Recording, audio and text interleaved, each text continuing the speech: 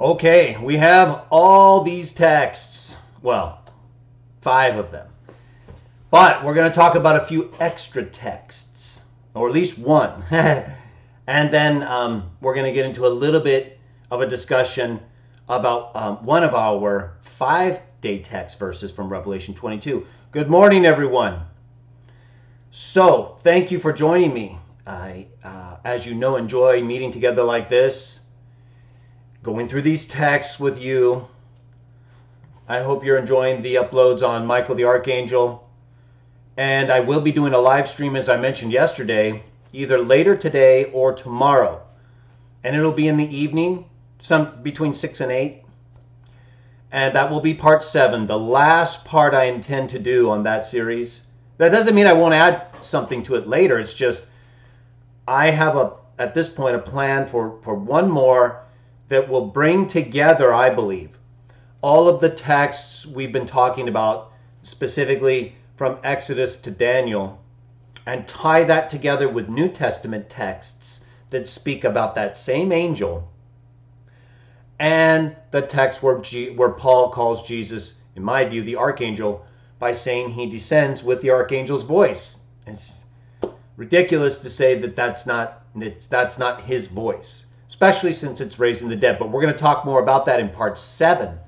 Tie it together with all these other things, and then hopefully that will provide a useful series for everybody that you can watch together, watch with other people, not to argue. Hopefully, I know that'll happen, and sometimes maybe it will be a way to engage people with an opposing view for the first or second time and help them see your position, whatever. I'm just saying, as you know, we don't recommend ongoing debates and arguments with people, especially if they already know, right? You do what you want, of course. We just don't recommend sustained debate with people that believe most of the same things you do.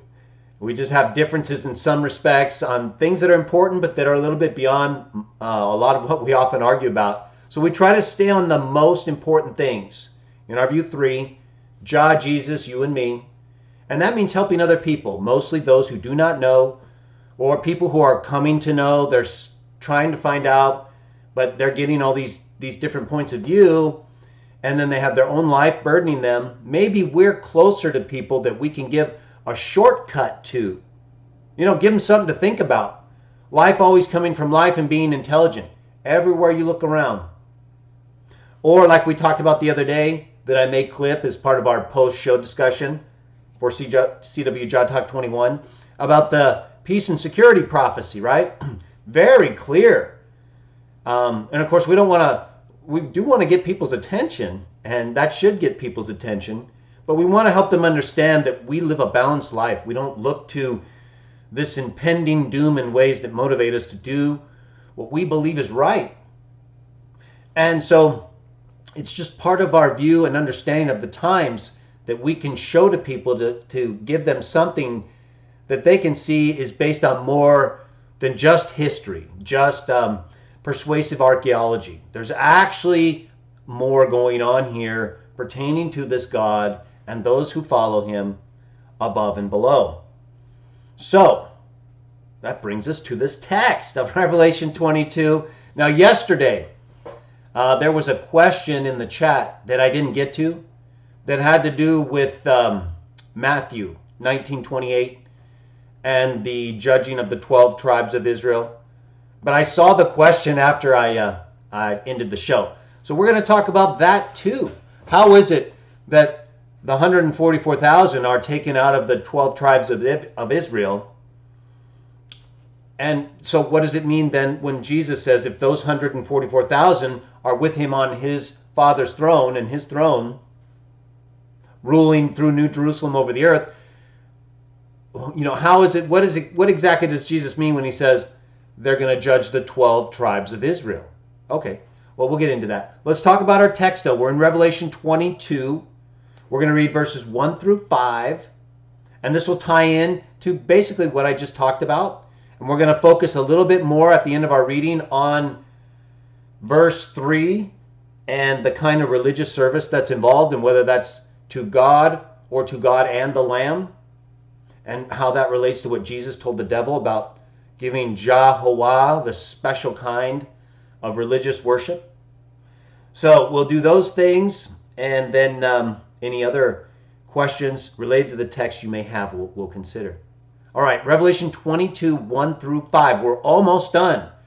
Today's reading, and then tomorrow, we're going to finish with Revelation, I believe. And then we will reset with Genesis. And so that should be something for all of us to look forward to. I'll take a few days off, though, just to let the tone and the message of these New Testament documents and letters kind of sink in. Give us all a little time to maybe take in the material, look up the texts, rewatch videos we haven't seen or watch videos we haven't seen. I've got to rewatch a few myself just to keep going through it for quality control and to get clips that may be helpful. But I can only do that with a little bit extra time. So we'll probably start Genesis sometime in mid-August. Maybe I'll take 2 weeks off, get us ready for Genesis. That's going to be great. A lot of texts, a lot of topics. But it's going to be a different type of discussion, at least in some respects, of course. All right. So we're still in Revelation, though. Genesis coming up. A lot of good stuff. But let's finish what we have here. Revelation 22, 1 through 5. The one speaking with me showed me a river of water of life, bright like crystal, flowing from the throne of God and from the Lamb. In the middle of the city's main road, verse 2, and on each side of the river a tree of life makes 12 crops of fruit. According to each month, the tree yields its fruit.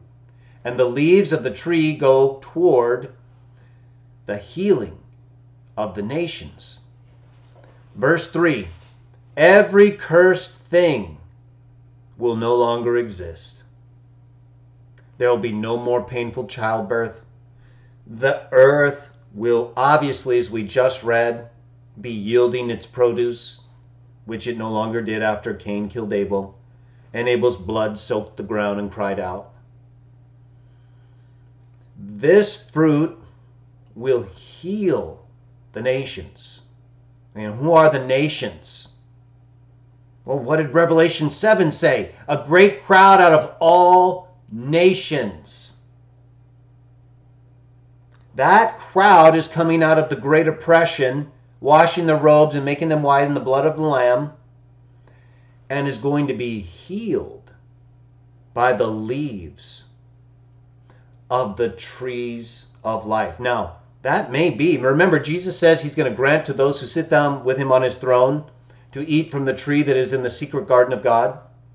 I'm just giving you my interpretation of what I read here. It's possible that the fruit is actually eaten by those who are with Jesus on his Father's throne, but the leaves, notice it says, the leaves of the tree go toward the healing of the nations. So whether or not that intends to create a separation between, because it does say right before that, the tree yields its fruit, but again, it doesn't say the fruit goes toward the healing of the nations. And we know earlier, as I said, that Jesus gives from the secret garden of those who rule with him to eat of the fruit of that tree. So it's possible there's also a difference in that respect. Either way, the nations are being healed. They're washing their robes, making them white in the blood of the Lamb.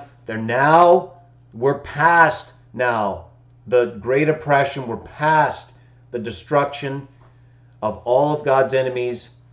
We're at the end and the beginning of the new age, even beyond the time when the new heavens and earth first came to be and the devil was thrown into prison. We're past that. And at this point, the nations are being healed by the leaves from the trees of life.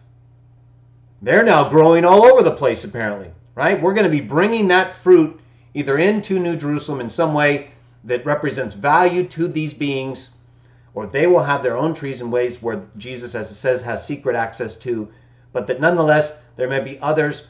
We're going to be bringing in glory and honor, I can tell you that. And there's going to be a lot to bring in that could be described like that. You think of all the things the earth produces today. I mean, everything. And yet look at what we often make. All right, reverse that. Let's go back and go in the right direction. And what happens then, right? Instead of doing all this stuff and dividing ourselves, warring among nations, some good stuff. I'm not saying that's my point, right? But then all these other things that destroy what we make in a good way, that's not going to happen.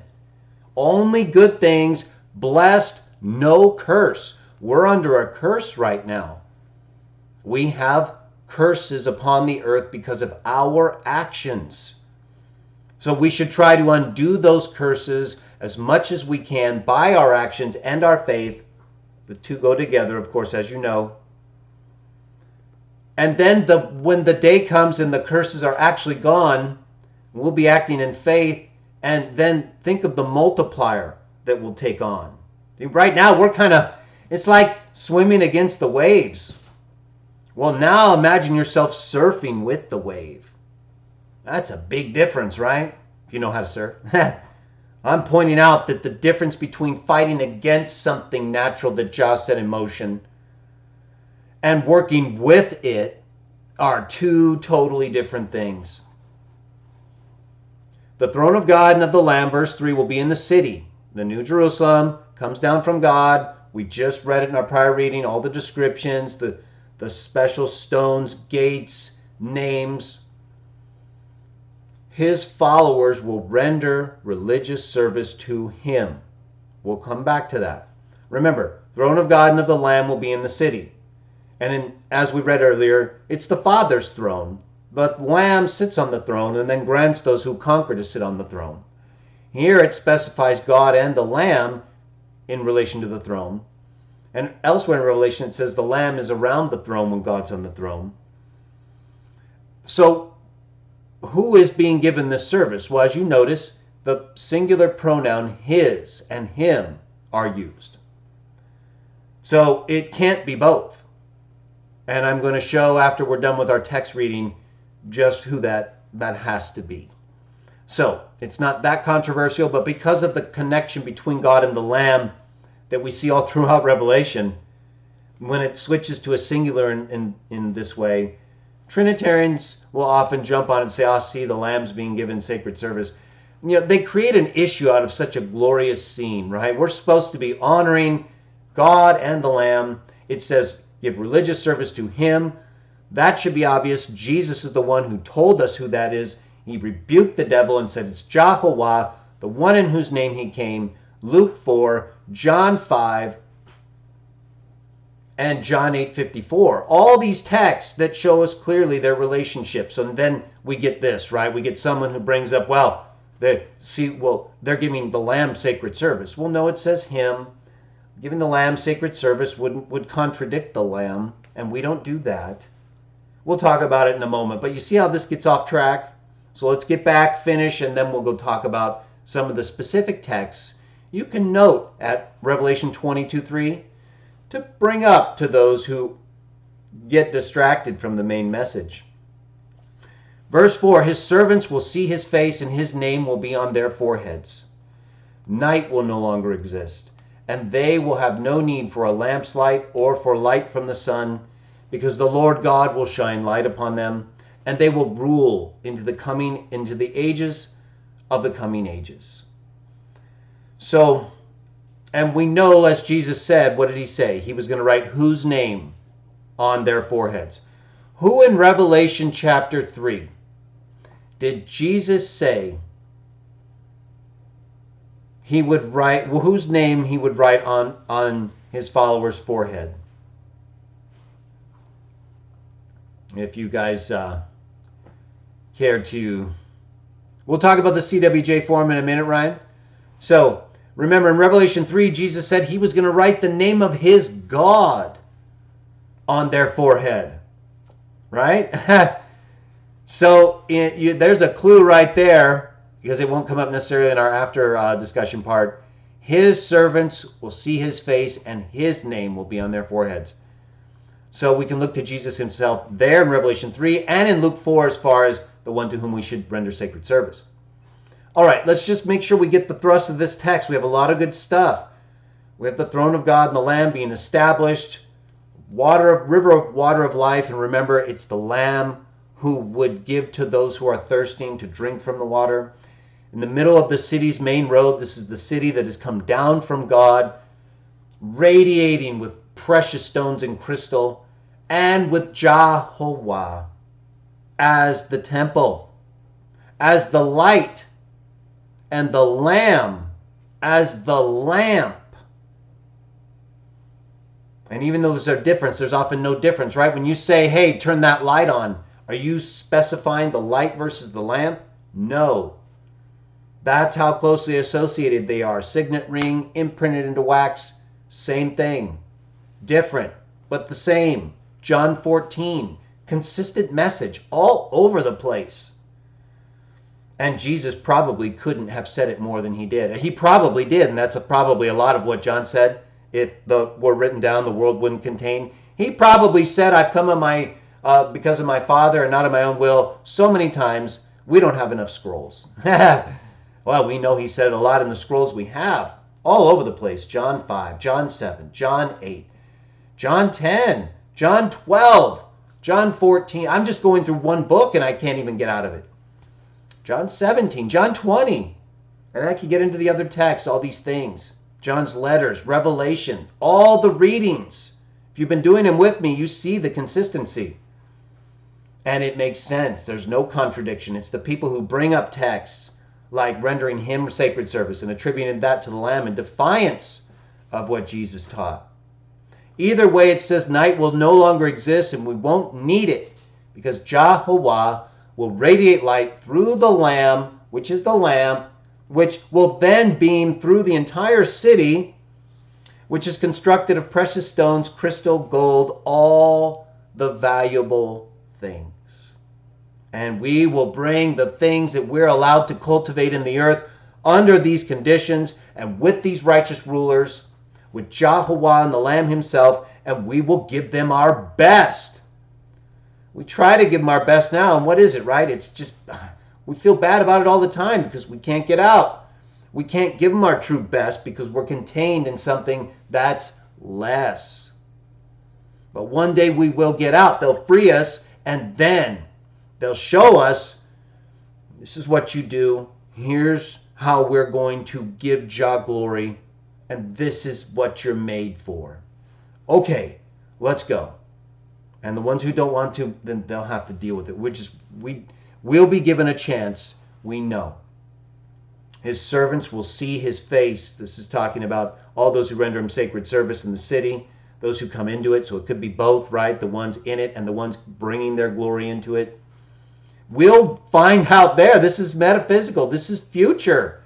This is something John saw in a vision. We did not. So to look at it in a sense beyond what he's describing would be to distract from the message that this is what is coming.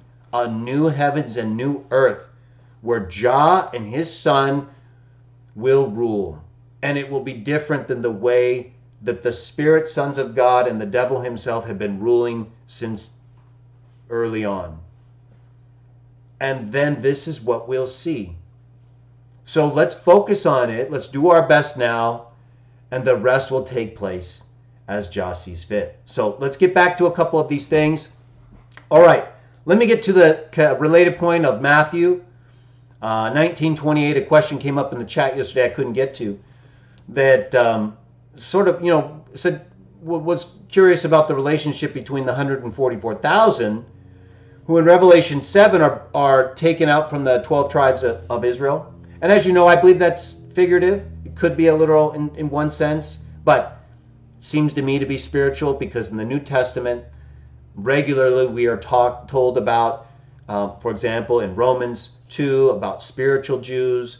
We're told in James that the Christians to whom he's addressing are the 12 tribes scattered about. There's no reason to believe that in the future, according to what John saw, God would be choosing from literal Jews who didn't believe in his son. Why? because it elsewhere associates them with those who are cut down for bearing witness to God and to Christ. Now, it may be that it includes people like Abraham who bore witness to God and even to Christ because he looked forward to the day when that day would come, right? Even Jesus said that. So we don't have required views over these. We leave it to God. If he says he's going to include, as far as the number itself, right, 144,000, whether that's the actual number or figurative for another number that is set, whereas the great crowd is not yet defined, it's not numberable yet, because Jah hasn't decided. It's like the day no one knows. Whereas the number of those who will be the bride is numbered. There's no problem with that. One group's defined, the other group is open. Well, that was the case before when Jah originally wanted to choose Israel and then would through them bless the nations. But he just didn't get enough to qualify in the ways to be cut down with his son before the Christian congregation came and the Holy Spirit was sent forth. So these are just the ways we're told Jah handled things.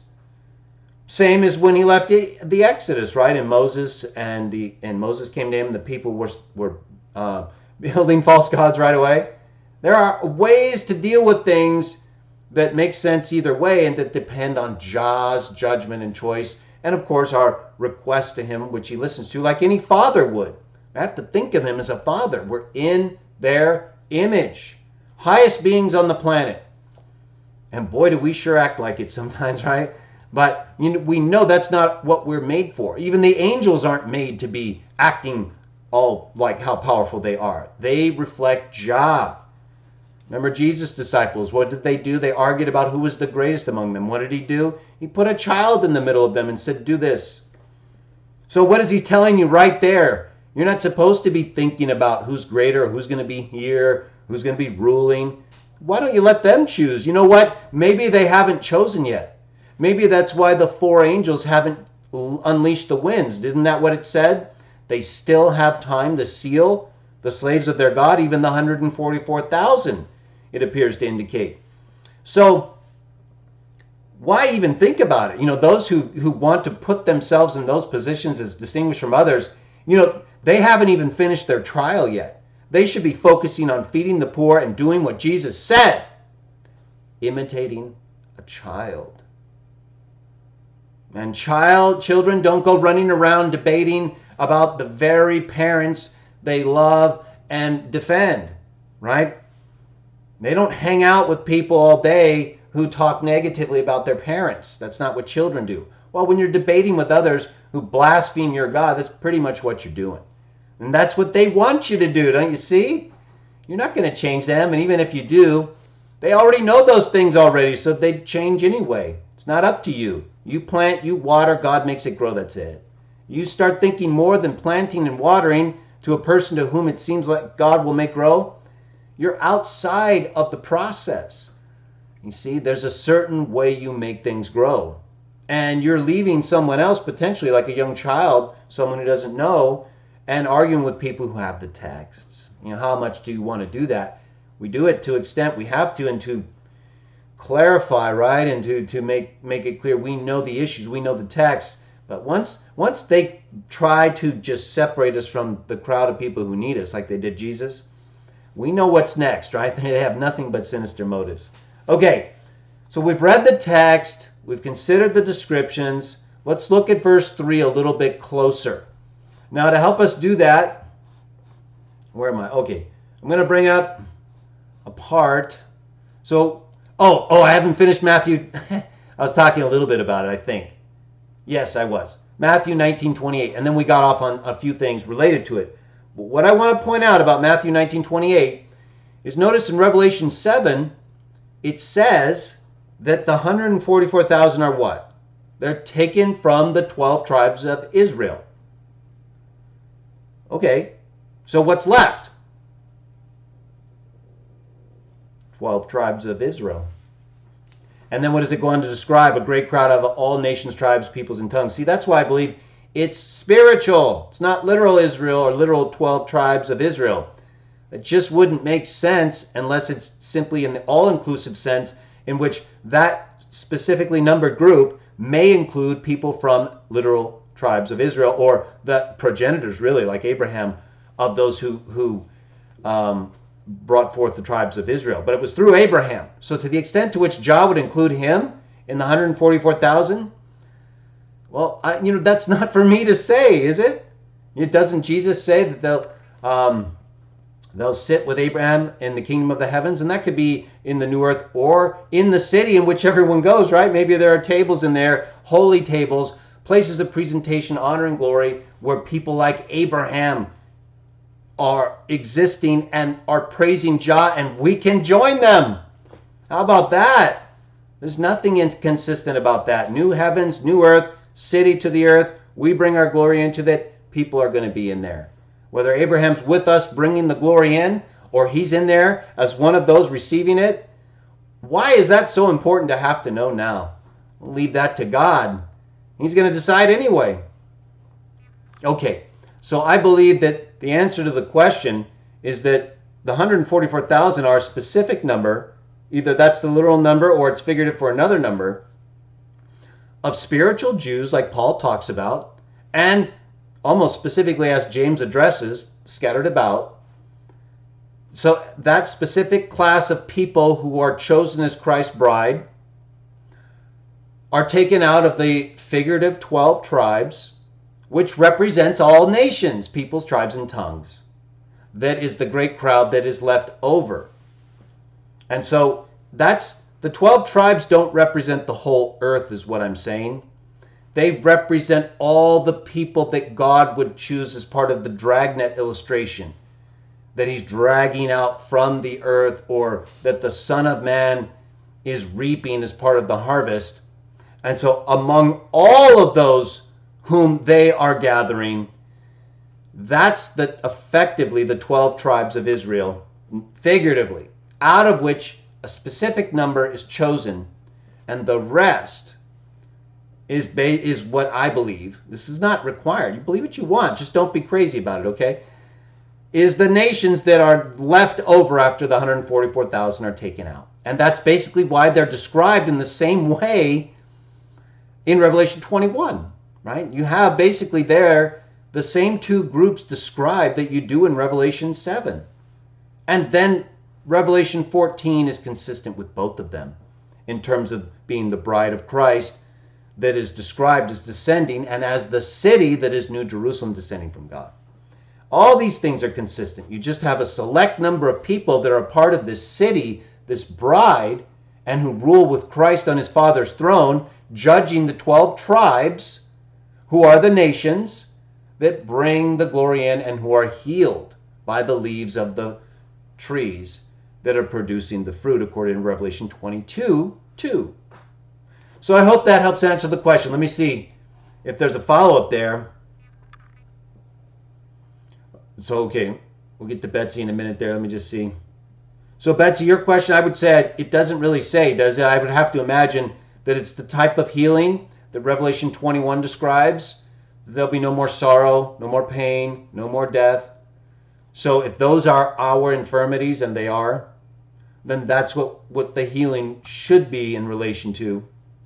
But it could be obviously more in terms of a growth even further beyond the condition we enter in, or from the Great Depression, but going back toward how we were ultimately made, or in a new way in order to exist on the new earth. So it could be a healing not only to cure us from the condition we have now, sin and death and infirmity, but to push us beyond. So these leaves will in fact likely, since we're suffering from that condition right now, those conditions, make us better. And that's why in Matthew 19:28, the text I've been kind of talking about, where it says, Jesus says to his disciples, they'll sit on thrones and judge the 12 tribes. He refers to that period as the recreation. Now, it doesn't specifically say that we would be recreated, but we know we will be, in the sense that we'll either be healed, coming through the Great Depression, or resurrected, right? Brought back to life, recreated in the body that Jah gives our spirit. Okay, so I hope that answers that. Now, Ryan had a question. CWJ Forum. Is the CWJ Forum open to those who are not CWJ as such but are interested? Yes. As long as you're not going to be disruptive or argue with us over those three things. You can ask sincere, genuine questions, but not like, we're not going to let the forum become a place where there's just constant focus on anything but praising Jah, promoting belief in Jesus as the sent forth Son of God, Messiah, and treating others the way we want to be treated. There are other discussions, don't get me wrong. I'm just saying if you join and you post a lot of things that you have to look at yourself, right? Ask yourself, how would I want a forum? How would the Watchtower want people to come on their forum who don't agree but can ask questions? I'm a little more, I think, open than maybe some things on other, but I don't know. I don't know to what extent they would allow something like that. Either way, you can join the forum as long as you're not going to be disruptive. You'll notice now the response you'll get will give you an option. If you agree with the three things and you agree to help us promote them, great. If not, as long as you agree not to be disruptive, but to only ask sincere questions or to post things that are at least supportive of the three, right? But the other things, other topics, we don't really have as much of a concern about. But if you start telling everyone we've got to follow, the governing body, or we shouldn't be taking blood. I mean, there'll be some discussion there, we understand. But, everyone should know by now we've already thought about that. That's pretty obvious. So try to consider the audience, right? If you're going to join and you've got a group of committed people on these things, you'll see. I mean, do it how you think is appropriate, and we'll go from there. That's about as best as I can put it, I guess. But yes, so go ahead and register. You don't have to agree that you follow the three things, as long as you won't be disruptive toward them. And so we'll see how it goes. Okay, and then I wanted to cover one other thing. Verse 3 of our reading today. So oftentimes, Trinitarians will bring up Revelation chapter 22, verse 3, where it says, every cursed thing will no longer exist, talking about the new heavens and the new earth. And then it says, the throne of God and of the Lamb will be in the city, New Jerusalem, and his followers will render religious service to him. And so the term used here in Revelation 22:3 is different from the more familiar term that people often use, and that is proskuneo, when it comes to worship or bowing down low before someone, often in a worshipful or royal homage sense. But here it's a different term. It's related to the verb latreo or latruo. And so it's a term that Jesus elsewhere restricts to God, the Hebrew God, Jehovah, because he's quoting the Hebrew text in dealing with the devil in Luke 4. And the devil offers him all the kingdoms of the world if he'll give him one act of latruo. And Jesus says, go away. It's Jehovah, your God, you're supposed to give this service to.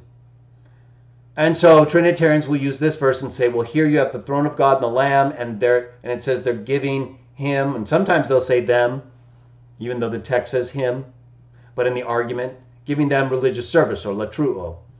So I wanted to share with you a section of a text that I wrote about this subject, and how you can get information for free if you'd like it. So as many of you know, you can go to my site, elihubooks.com, and there's a topical index here on the left-hand side. Click it.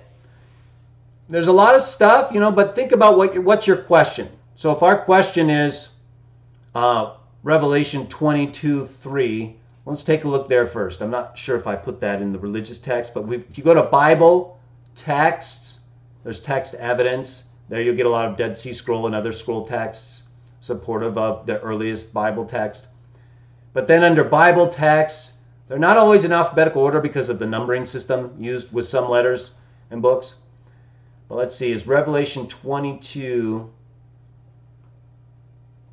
Okay, so I didn't think it was in the sense of the verse. I should put it under there. Sometimes I have a useful item that covers the text that's at issue, but it's not listed under that text yet. I haven't listed it separately, but I put it somewhere else. So if we go down further under Jesus, So obviously where the issue involves Jesus, right? Is Jesus given the same religious worship that in Luke 4, he said should only be given to Jehovah. So here's topics under Jesus, first and last. Here, right here. Well, it's not under Jesus, actually. It's actually under Jehovah's Witnesses Defended, right above the Jesus section. 3rd edition, 2009, chapter 5, worship texts. So I've already clicked that over here, but we'll click it one more time just to show you what comes up. So it's going to come up with the book, and this is the hardcover edition, pretty much the same as the 2012 digital edition, a little different though. So I've already brought it up to the size I think it will fit in our reading. Here on page 367, it's in the Jah's Firstborn chapter. If you notice, it says, let's just read one section together. Okay, well, this is the section. It's actually quoted from Matthew 4. I was referencing Luke 4. But in Matthew 4:10, Jesus responds to Satan and says, after Satan offers him all the kingdoms of the world and says, if you give me one act of service, religious service, latruo, I'll give you all this glory. Jesus responds and says, it's Jehovah you must render, Jehovah alone you must render sacred service. Form of the Greek verb, latruo. Okay, and then in Revelation 22:3, it says the throne of God and of the Lamb will be in the city, and his servants will render him sacred service. And what was the other text? They will serve him. His followers will render service to him. I'm just looking over at our day text reading right here. This is the reading I got from our description. You can always follow me on the reading and the description below. But in Revelation 22:3, you can see from our reading, throne of God and of the Lamb will be in the city, and his followers will render religious service to him, form of latruo. But notice it's the first person personal pronoun, him and his. Yet we have two subjects, God and the Lamb. So Trinitarians will often say, well, see, latruo is being given to them. But it doesn't say them, it says him. And Jesus himself told Satan, it was Jehovah, the one in whose name he came, alone that you must render sacred service. To whom? And so let's just read this section here. Bowman claims Jesus also receives sacred service. This is from his work, Why You Should Believe in the Trinity. I reference it down here. So he claims Jesus also receives sacred service, and he cites Revelation 22:3. But does Revelation 22:3 teach Jesus receives latruo? I just quoted the text. I quote it again here, and you note I underline, highlight the personal pronouns, like I did when we read the text. Because if there were two individuals, and latruo was being given to both of them, then all John had to do would be use the plural pronoun. Or just specify that it's to the Lamb, but he doesn't. He only uses the singular with two subjects, and we know elsewhere that one of those very same subjects, the Lamb, told the devil himself, it's Jehovah alone you're supposed to give that to. And that wouldn't make sense if Satan was basically, he's trying to get the Son to give him that act, not the Father. And Jesus said he came in the name of his Father, the one whom the Jews said is their God, John 8:54. So just contextually, biblically, one subject is clear, right? God, the throne of God, Jehovah God. It's a stretch and in defiance of the text, right? The personal pronouns actually used to teach both of them are actually given this. When the text can only be shown one of them is given it, the very one whom the other one said was the one alone to whom it should be given. And that's what I point out here. If John wanted to do that, he could have easily done it. Use the third person personal pronoun. Their servants will serve them.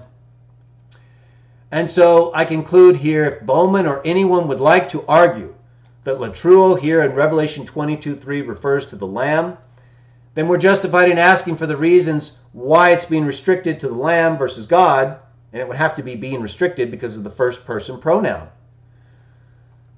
Yet it's God, according to Jesus, elsewhere to whom it's alone to be given, that form of service or religious service, the one the devil brought up to him. And so there's just no reasons to believe, as Bowman does, that Jesus also received sacred service. There's no evidence. He's just drawing that conclusion from Revelation 22:3's use of latruo and its mention of God and the Lamb, but in spite of its use of the first person singular pronoun. And now the rest of this discussion, I go on and cite several texts that show individuals, primarily from the Hebrew scriptures, who are given proskuneo, which is often also brought up in relation to latreo or latruo. But this discussion is not as long as the one in my second edition. So if you want the full discussion referencing and listing of texts, you should probably get both, a second and third, and they complement each other. I had to shorten this one a little just because I was dealing with other material in the third edition. And then additional texts are referenced here as well on proskuneo. So I wanted to cover that so that you had at least an understanding of the issues as it relates to latruo in Revelation 22:3 and how that relates to Jesus' use of the same verb in places like Matthew chapter 4, stating that it's to Jehovah God alone that is to be given, and which is why every single person should limit that in Revelation 22:3 to God, since that's what Jesus himself taught us to do. All right, and so with that, I thank you for joining me. Good day text today. We'll conclude our Revelation day text tomorrow.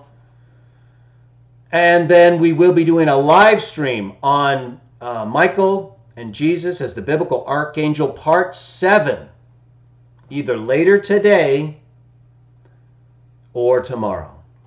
So I thank you all for joining me. I hope you have a wonderful day, and may Jah bless you. In Jesus' name.